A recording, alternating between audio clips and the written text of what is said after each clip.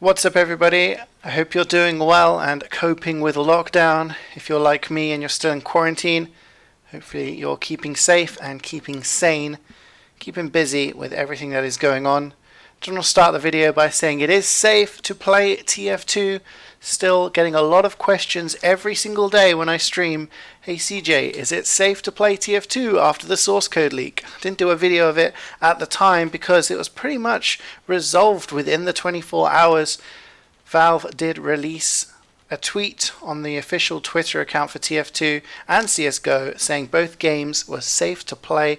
There were no visible exploits available, so there is nothing for people to worry about. So if you fancy playing some TF2, jump in. Don't have to worry. There is no major issues for you worrying about any sort of RCEs or any sort of code injection. Nothing like that should be able to happen. But today I want to talk about something along the sides of the competitive community, and that is the emergence of a pro mod. And this kind of links in with the source code leak, because with the source code available to people, the benefits of a pro mod kind of increase with the fact that people can actually work on stuff a lot more.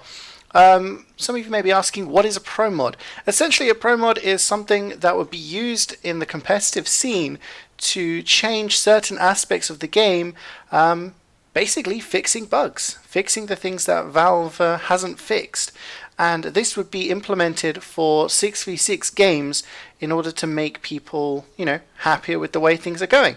And this has been theorized for many years. I can find something about 5 years ago on Reddit with people suggesting about making a TF2 Pro mod for 6v6, but now it is starting to maybe become a reality, with the major leagues in both Europe and North America suggesting adding them for the upcoming seasons. ETF2L has posted on their website about the possibility of using some of the plugins, and RGL has actually given a survey to receive people's feedback on whether they want to use any of the plugins for their forthcoming season in North America. Again, some of you may be getting a little bit confused, and CJ, what are you talking about? Well, let's take a look at the plugins that are being suggested by ETF2L. And there's 6 major plugins here. The first one here says fixed amount of fall damage. So fall damage can be variable, whether or not you consider that a bug or not. It would fix the amount of fall damage. The ramp sliding bug fix. Hey, if you're a Demo Night main out there trying to make your way through the 6v6 career, you're going to be a lot happier about that. Fixing the sticky detonation delay. So before Demo Man could not detonate stickies while they're switching weapons, it will fix that bug using this plugin. The Projectile Collision Fix. Many of you may have seen this in casual or anywhere in the game where projectiles will hit your teammates, or if you're a medic, when you try to shoot an arrow at a teammate, instead of actually healing them, it will just go right through them, and that happens if you stand a little bit too close to them. This plugin would fix those things. Projectiles would go through teammates all the time, and arrows will always hit teammates and heal them regardless of how far away you are. Now, these first four are essentially bug fixes, but the last 2 are the ones that are causing the, how should I put this, the controversy amongst the community, because depending on the class you main, this is either good or bad. The first one there, you can see medics no longer run at scout speed while healing scouts. Now, this plugin essentially would mean, as it says, if you're a medic and you're healing a scout, you will not move faster. This would have a big impact on the way that the TF2 competitive scene would sort of play out in the 6s.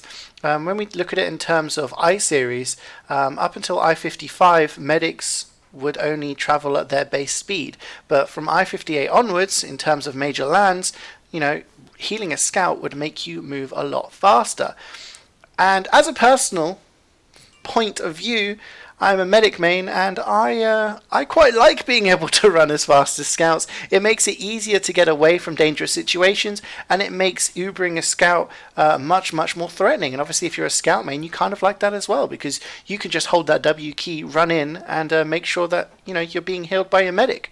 You don't have to worry about having to fall back a little bit to stay on the beam. But obviously, if you're a soldier or a demo man, you'd kind of prefer that because it makes it easier for you to catch out medics. Obviously, jumping in and going in deep would mean that you'd be able to catch our medics as they wouldn't be able to run away. So we'd be going back to, a much older time of 6v6. And the final plugin that has been suggested is Gunboats always apply when equipped. Now, again, this is one that's a bit controversial. At the moment, you can shoot somebody in the face with a rocket at point blank range, and you will take a lot of self damage. Now, depending on the way that you look at this, this is either a feature or a bug. Now, the gunboats are designed so that you take less damage when you're rocket jumping, which means every time you shoot a rocket at a surface, you should be taking less damage. However, there are times when you shoot somebody point blank range and you'll take that full self damage that you would normally. Now, some people say that that's a bug because you're wearing the gunboats, you should take that reduced amount of damage, while other people say, well, you're not actually rocket jumping, you're shooting somebody in the face and the gunboats don't protect your body or your head. So some saying that's a feature. So there is a bit of discussion, argument, between whether or not any of these things should be added for the 6v6 leagues. Now, just to reiterate, this doesn't affect casual, this doesn't affect anything. This would be merely a plugin for competitive leagues to be able to change these bugs so that when you play 6v6 on ETF2L or RGL, then you would be using and playing the game along these rules. Now, again, this is just being theorized at the moment. There is nothing concrete. Surveys and feedback are being taken, but a lot of people are discussing this and arguing about this, and I want to know what everyone else thought. Do you think this is a good idea? Do you think that the competitive side of TF2 should be looking at making a pro mod and ironing out these bug fixes? Do you think they should be going that extra distance and adding the last two there and changing the game to how they feel it should be played? Or do you feel that this could increase the distance between the casual player base and the community player base? At the moment, I feel TF2 is one of those games that struggles getting people into the competitive scene due to the big difference in the casual scene and the competitive scene. If you play a game like CSGO or Dota and you play on the in-game matchmaking and then you decide you want to play on a team and play in a league, the rules are exactly the same. 5v5, you play on these maps, etc. Whereas in TF2, the difference between jumping on a 12v12 harvest server with all the weapons unlocked, you can play whatever class you want, compared to 6v6, which has a very limited map pool, it has class restrictions and weapon restrictions. It's a learning curve for people to have to embrace the first time they decide they want to jump into competitive. Do you think a pro mod would further increase that distance? There has been some people who've suggested this, including Banny, who does not seem to like the idea of a pro mod being added into the game, but I'm not sure whether his thoughts have changed since this tweet. So again, I ask you guys, what do you think should be done about something like this? Do you think introducing a pro mod is something that can really refine the competitive scene for TF2, or do you think it's going to hurt it in the long run and reduce the amount of players who actually want to get into it because it's going to be such a big difference compared to the game that they play on an everyday basis? I'm really looking forward to your feedback, guys. Thank you very much for watching. I hope you enjoyed this short insight into everything. I apologize with the lack of lots of videos lately. I have been busy, but I've got a lot of things on the back burner, and I will be trying to get them out to you in due time. But remember, I stream every single day over on Twitch, so if you do want to come in and say hi, Monday to Sunday, I'll be there, twitch.tv/CJ. Come check me out and come and say hi, and you can just hassle me to get more videos out, and maybe I'll start to speed up my process. But once again, guys, thanks for watching. Stay safe, look after yourselves, and I'll see you next time.